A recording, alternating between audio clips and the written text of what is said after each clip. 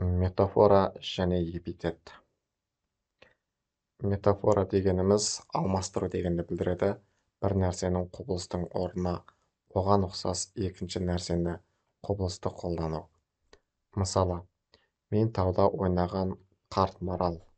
Махамбеттің өлеңі. Арыстанмын, айбатыма кім шыдар? Мағжанның өлеңі. Осы шығармаларды алатын болсақ, бұл арадағы қолданылған метафора, яғни алмастыру болып табылады. Келесі бізде эпитет. Эпитет дегеніміз грек тілінен алынған, қысқаша қосымша деген мағынаны білдіреді. Заттың яки құбылыстың ерекшелігін, сыр сипатын бейнелі түрде танытатын айшықтаушы сөз. Көбінесе эпитеттер сын есімдер арқылы жасалады және қандай деген сұраққа жауап береді.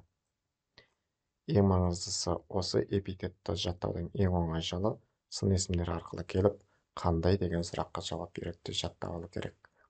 Мысалы, қазақ поэзиясында алтын сөзі эпитет ретінде көп қолданылады. Алтын. Оның мағынасы да саналғы. Мысалы, түсті білдіретін алтын. Алтын күз. Қандай күз? Алтын күз. Құтты мекенді білдіреді. Мысалы, алтын бесік, туған жер, алтын аймақ.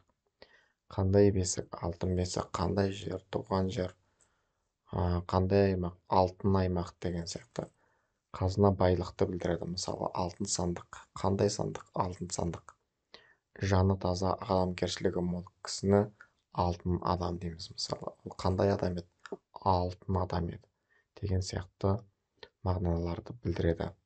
Сонымен бізде эпитет көбінесе сын есімдерден жасалады екен.